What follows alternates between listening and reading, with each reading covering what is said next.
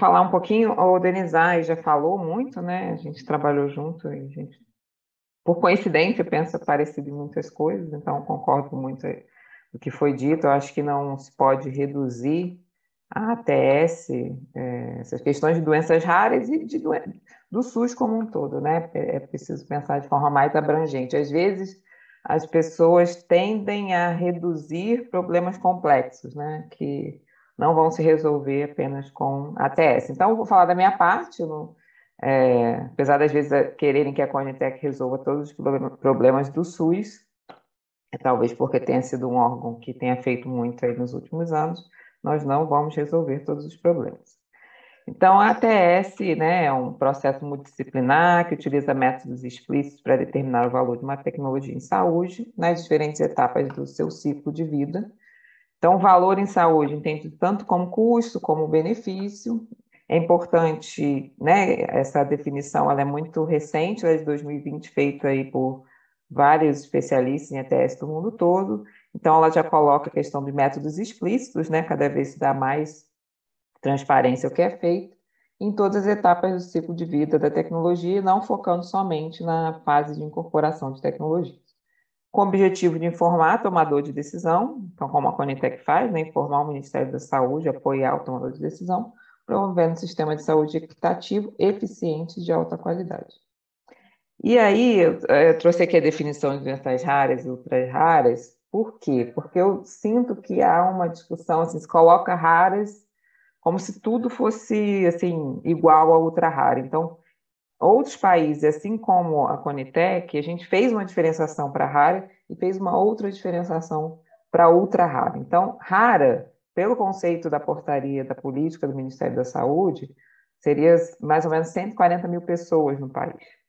E ultra rara, 4.300. Então, no fundo, a gente precisa separar essas discussões, né? A dificuldade e, às vezes, ter dados, ensaios clínicos de qualidade e outras questões, elas estão mais atreladas à ultra rara e não à rara, tá bom? Então, eu acho que é importante a gente começar a pensar desse jeito, porque quando você vai em todos os países que fizeram diferenciação nas suas análises, fizeram diferenciação principalmente para ultra rara. Então, pensando que até da avaliação de tecnologia de saúde, você tem que começar pelo monitoramento do horizonte tecnológico, né? Saber o que vem vindo aí de, no, de novas tecnologias em todas as áreas, mas no caso de raras, nós fizemos aí 14 informes de monitoramento do horizonte tecnológico. Além disso, dos informes, a gente também faz esse MHT no relatório da Conitec e faz o MHT também no processo de priorização de protocolos clínicos e diretrizes terapêuticas. Então, quando a gente vai priorizar os protocolos serão atualizados no ano seguinte, um dos critérios é o monitoramento do horizonte tecnológico, o que está vindo para aquela doença, se é uma doença que a gente vê que estão vindo muitas tecnologias. Então, é muito importante ter esse olhar para frente para saber o que vem, que isso impacta muitas vezes na tomada de decisão sobre a incorporação, às vezes, de uma tecnologia para uma determinada doença. E aí o processo de avaliação de tecnologias em si, né, passando, não vou ficar falando aqui, né, de todo o histórico de Conitec, todo mundo sabe disso, mas é dizer que a tomada de decisão em ATS ela é multicritério, né? Não é uma análise, um MCDA, como muitas pessoas querem fazer, com pontuações e tal, mas ela é uma análise multicritério. E se não fosse, nem precisaria existir comitês e plenários em todos os países, porque era muito fácil fazer um relatório de ETS, fazer uma pontuação e pronto, está decidido sim ou não. É porque não é simples assim. Então, a gente avalia critérios clínicos, critérios da doença, muitas vezes, também critérios econômicos, critérios relacionados aos pacientes, e para o Brasil é muito importante o critério de organização do sistema, visando aí a questão da equidade. Então, em relação a doenças raras, né, desde a criação da Conitec, nós tivemos 165 demandas, aí eu estou falando de raras como um todo, não só ultra rara, apesar dos exemplos que eu coloquei embaixo serem focados em ultra raras. Foram 165 demandas, né, e 85 tecnologias incorporadas, e isso representa 16% de todas as demandas avaliadas pela Conitec, mas é muito claro e nítido ver que a partir de 2017 inclusive por todos os incentivos internacionais aí dos Estados Unidos, de fast track e de incentivo à inovação nessa área, né, na área de raras, há um aumento significativo, um aumento bem grande a partir de 2017, principalmente 2018, das demandas para a Conitec relacionadas a doenças raras, principalmente ultra raras. Então, em 2022, nós tivemos uma alteração da lei, um aprimoramento da legislação da Conitec, com a 14.313, com a definição de parâmetros de custo-efetividade. Não precisava de lei para isso ser feito, na verdade, isso deveria ter sido feito lá na primeira reunião da Conitec, isso sempre foi uma minha opinião, mas tem uma lei e a gente tem que cumprir. E tem a lei e teve o decreto que regulamentou a lei, e nesse decreto que regulamentou a lei, a gente já colocou em separado a questão das doenças ultra raras, tá? Então, que a gente vai fazer uma metodologia específica para isso, tanto no que tange a eficácia, acurácia, efetividade, segurança, avaliação econômica e impacto orçamentário. Então, isso é uma questão que a gente vai endereçar mais para frente. E aí, como se, eu nem tinha colocado essa questão muito de limiar e de custo-efetividade, mas como foi falado ao longo aí das falas anteriores, eu resolvi colocar, não é uma tropicalização, muitos países utilizam há muito tempo, Austrália, Canadá, o Chile também já determinou, o México já tem essa definição, a Colômbia acabou de fazer também uma definição, um artigo muito bem feito, com um estudo bem robusto, que chegou em conclusões semelhantes a que a gente chegou, inclusive foi apresentado pelo IETS no evento da Rebrates, da Redetsa, que foi esse mês, tá? Então, e NICE, já que é referência internacional, já faz isso há muito tempo, e ao longo da história do NICE, né, a avaliação de tecnologias, ela vai também se atualizando ao longo dos anos. Eles foram flexibilizando em algumas situações, né? Aí, a partir de 2017, para doenças ultra raras, com criações de comitês específicos para tratar esse tipo de doença.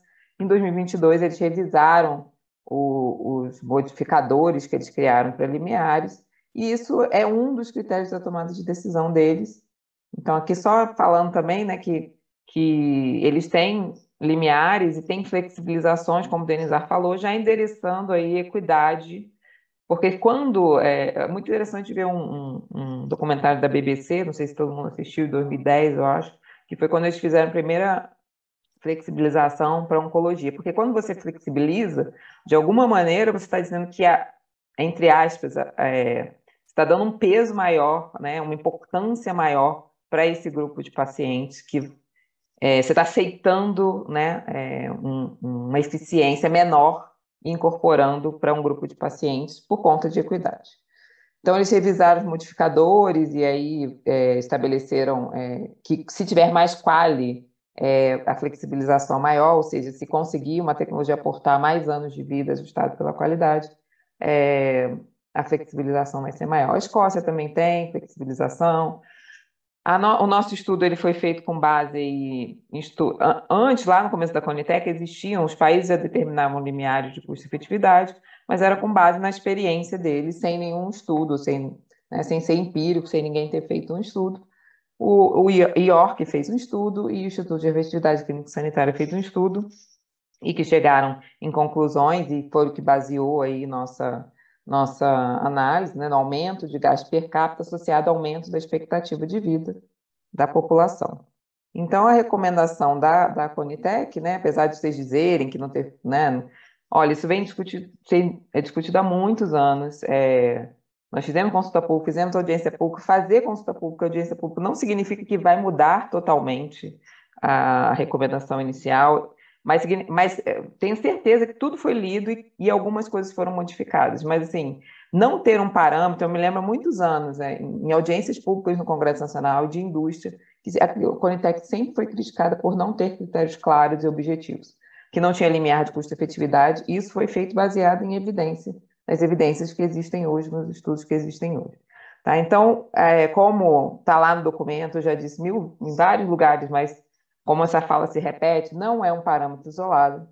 Muitas vezes a própria evidência científica que precede a custo-efetividade, ela já não é de boa qualidade, ou já não demonstra uma eficácia que seria para incorporar no SUS. Então, é um dos parâmetros para tomar de decisão. Importante também se a doença não tem alternativa terapêutica, se é uma doença muito grave, todos esses aspectos são levados em consideração. Que tecnologias que não são custo-efetivas, né, como eu falei, podem ser recomendações favoráveis, assim como tecnologias que aparentemente são custo-efetivas podem ter recomendações desfavoráveis. Que o Qualy, apesar de não ser perfeito, é o melhor desfecho que há, né, como a democracia, é a melhor desfecho, porque com isso, com o Qualy, a gente consegue comparar as tecnologias, todas elas, e que a gente vai publicar um documento sobre utilidades, e que em situações excepcionais onde não existirem Qualys, a gente pode usar anos de vida ganho. E a referência do limiar foi feita a partir do método de custo de oportunidade. Existem outros métodos que eu não vou relatar aqui, e que a fronteira de eficiência, que é um método usado na Alemanha, que compara as tecnologias para uma mesma doença, também pode ser utilizado de forma complementar, apesar de não ser o melhor método, porque ele não compara doenças diferentes. Então, a partir de tudo que eu falei, né, com base nos estudos, né, o valor de custo-efetividade ficou em 40 mil por Qualy. Se for por ano de vida ganho, que aí há uma redução. A atualização anual, a gente considerou que é melhor atualizar pelo PIB per capita, né, pela atualização do PIB, que é uma forma mais fácil de atualizar. Doenças, terapias avançadas e tecnologias para doenças ultra-raras, o limiar não foi definido ainda, então ficou de fora nesse primeiro momento. Mas, como eu falei, modificadores positivos, que significam que a gente está endereçando a equidade e a importância dessas doenças. Então, doenças raras com limiar de até 3 vezes, excluindo ultra-raras, gente, como eu já falei antes. Endêmicas, que acometem crianças e doenças graves.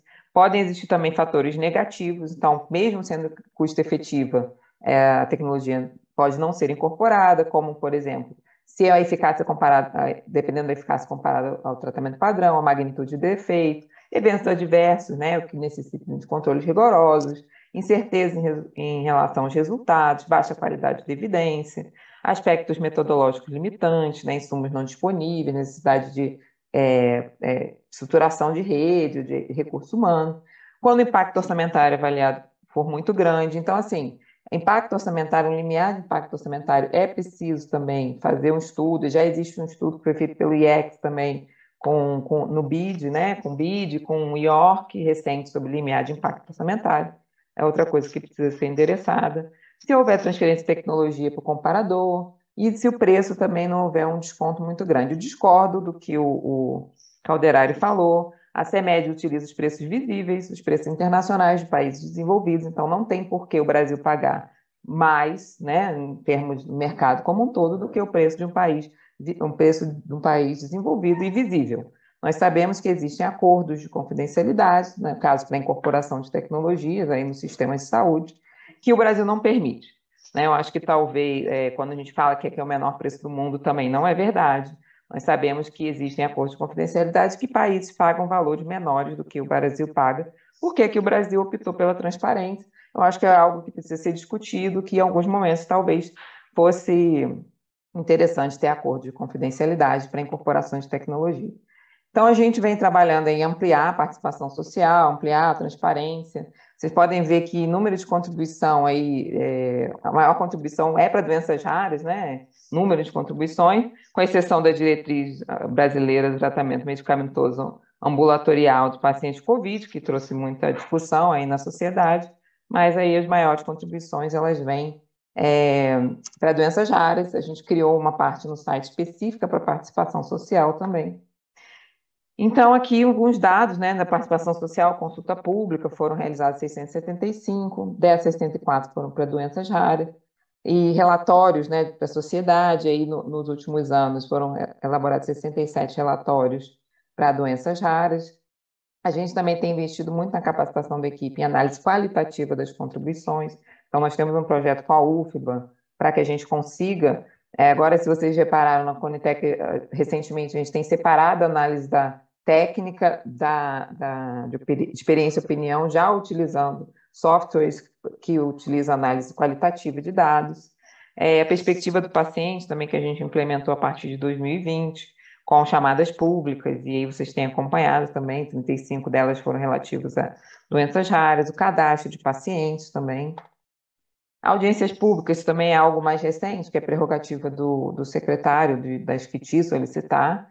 E eu acho, para falar da audiência pública, a perspectiva do paciente, na verdade, quando a gente traz para a reunião da própria Conitec, né, no sentido de otimizar também as participações e não criar outras etapas de um processo que pode parecer longo para as pessoas, mas não é longo, ele é um processo complexo, com muitas etapas e difícil de fazer, porque a ETS não é fácil.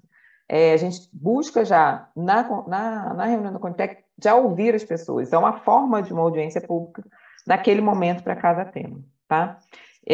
A gente também tem avançado em síntese de evidência qualitativa para a doença como um todo, e a gente apresentou isso na última reunião. Vai ter uma audiência pública agora em dezembro sobre medicamento noterceno, e a gente fez um edital com o CNPq, e uma das iniciativas que ganhou esse edital é um projeto que se chama Participa SUS para a qualificação da contribuição social na Conitec. Então, com o tema, a gente vai, né, as associações, junto com o grupo de pesquisa, vão escolher temas que mais interessem a eles, vão ser feitos, a ideia é fazer informações técnicas em linguagem audiovisual, para que o público, né, e uma validação pelas associações de pacientes desse material, para que a gente possa começar a divulgar.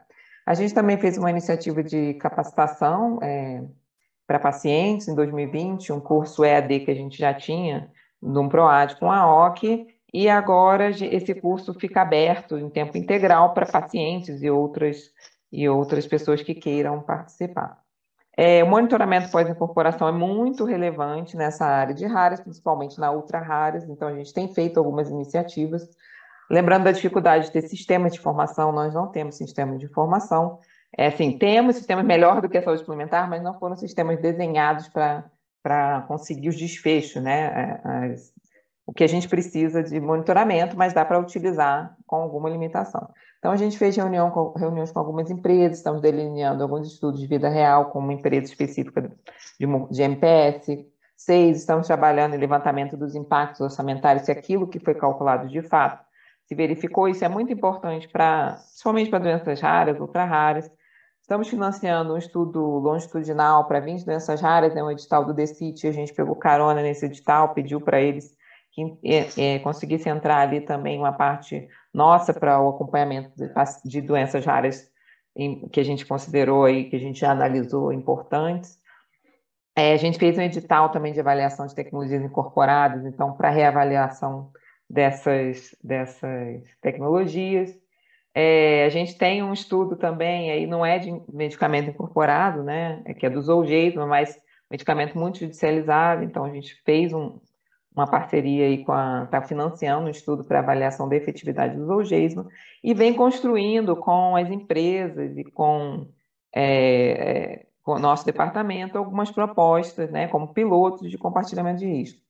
Eu acho que é muito importante ter o compartilhamento de risco. Adianto que não é fácil de fazer, porque envolve várias áreas do Ministério da Saúde, envolve inovação de alguma maneira radical em várias etapas do processo.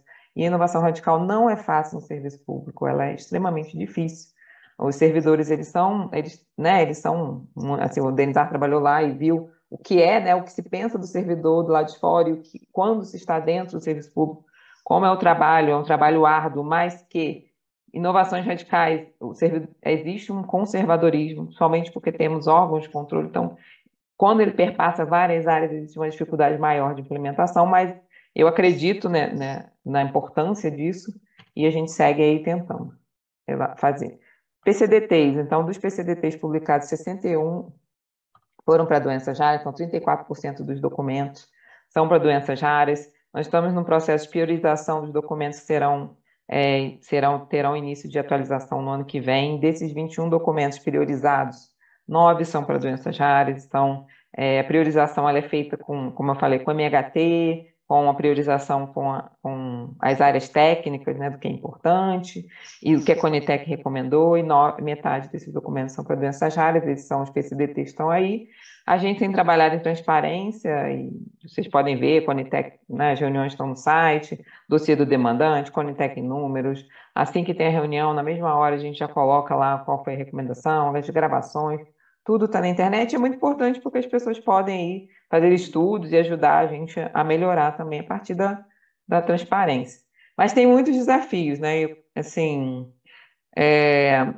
eu botei especificamente para doenças ultra-raras, eu quero fazer essa separação, acho que é necessário fazer essa separação. Então, os dados do ensaio clínico são em amostra pequena, por isso é importante a gente fazer uma diretriz metodológica para isso. A gente tem poucos dados de longo prazo, de segurança de eficácia. Os registros são acelerados, então, assim, a gente sabe que o registro hoje, para esse tipo de doença, ele é condicionado à apresentação de dados a posteriori, o que dificulta muito a vida do avaliador de tecnologias, né, em saúde, desfecho substitutos, existem incertezas, né, os considerar diferentes tratamentos, os benefícios incrementais, o benefício real na extrapolação de dados clínicos, uso de atributos de valor, vieses na comparação histórica, então muitas vezes, às vezes é uma comparação histórica, é realmente um desafio, e por isso ele precisa ser endereçado, a incerteza também na durabilidade do sistema. Existem incertezas, existem incertezas em relação ao financiamento, então são altos preços iniciais que podem sim comprometer a sustentabilidade do sistema. O orçamento do Ministério da Saúde não cresceu nos últimos anos, muito pelo contrário, se você for descontar as emendas parlamentares que são impositivas aí desde poucos anos atrás, e que só vem aumentando, o orçamento diminui. Então, é preciso discutir o financiamento do SUS, não só para ultra-raras, mas para o sistema como um todo. Então, assim, eu vejo os parlamentares, muito meritório, fazerem audiências públicas, mas é preciso que os parlamentares trabalhem no aumento também do financiamento do sistema, né? E não na redução do orçamento do sistema.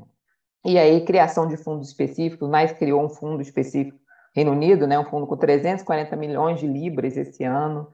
Então, as tecnologias incorporadas para ultra-raras vão para esse fundo e há um acompanhamento, um monitoramento, então preciso ter alternativas. A judicialização é um desafio, então, muito complicado quando você tem uma alta judicialização, você trabalhar em incorporação de tecnologias. Aspectos legais de financiamento aí em relação a tecnologias avançadas, quando teria que provavelmente, ao incorporar, parcelar o pagamento, porque não é possível pagar 12 milhões, 20 milhões, tudo no primeiro ano, em que você compromete o orçamento como um todo. E o potencial redução dos custos de saúde versus aumento dos custos relacionados e não relacionados em relação à incerteza dessas tecnologias. Em relação à implementação, a questão de logística de distribuição, a questão da equidade do SUS, assim como o Denis falou, eu concordo que precisa ter uma área específica para doenças raras, mas também é preciso. Me lembro que o Ministério, no passado, tinha uma coordenação geral, por exemplo, de hipertensão e diabetes. É preciso resgatar também o que tem a maior carga de doença no país, né? Não podemos pensar numa área sem ser de outras que matam, né? Outras áreas tão importantes que é a maior carga de doença da população brasileira. Necessidade de capacitação, necessidade de recursos humanos, muitas vezes não temos profissionais de saúde. E a terapia individualizada, que é também um problema, né? Um problema não, um desafio, e o diagnóstico tardio, como o Calderari falou, que também é um grande problema. Monitoramento, né? É importante esse sistema de informação, como eu já falei, registros longitudinais, como a gente está financiando agora no estudo, reavaliação da incorporação, critérios bem definidos, né, em protocolos clínicos de definição de falha terapêutica, risco compartilhado, como eu já falei. Então, são desafios. E eu coloquei a linha do tempo só porque o Thiago pediu, né? A linha do tempo aí. Então, muita coisa foi feita desde 2011, criação da Conitec, depois site, MHT, relatórios para a sociedade, relatório de submissão específica, né? Reunião de pré-submissão com as empresas, que é muito importante, participação da indústria no plenário da Conitec 2017, reunião de escopo, onde os pacientes participam. Mas aí, a partir de 2019, né, a gente tem trabalhado aí na transparência e na participação social. PCDT resumido, que eu também não falei aqui, mas é muito importante, né? Não sei se vocês já olharam no site, tem um PCDT resumido que é muito mais fácil de entender. O primeiro fórum de ETS, que buscou juntar todos os atores envolvidos. Então, assim, já é algo que a gente vem fazendo já desde um tempo, com pacientes e todos os outros atores envolvidos, mais transparência, perspectiva do paciente, cadastro de pacientes, associações, audiência pública, reuniões periódicas, monitoramento de tecnologia incorporada, o segundo fórum em 2021, a gente só colocou algumas coisas, tem muito mais outras coisas, né? Análise qualitativa das consultas públicas, e em 2023 a gente pretende fazer, aí quem tiver à frente lá do departamento, fazer o segundo fórum. E aqui eu queria agradecer, e não está a equipe toda, mas eu achei importante colocar nesse momento a equipe aí, porque assim, muita coisa foi feita, e muita coisa feita, quase tudo que foi feito é fruto dessa equipe. Uma equipe extremamente comprometida com o serviço público, com a saúde, e passou desafios muito grandes nos últimos 3 anos. Trabalhar no Ministério da Saúde já era difícil, trabalhar no Ministério da Saúde na pandemia, realmente, elas são heroínas, a maioria, vocês podem ver, mulheres, heroínas e heróis que se mantiveram na luta, mesmo no momento tão complicado. Seria muito mais fácil trabalhar em outros lugares, né? Eu, por exemplo, sou do Ministério da Economia, né?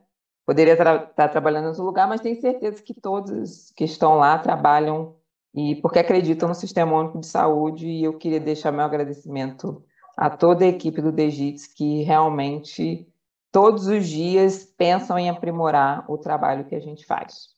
E é isso, gente. Obrigada.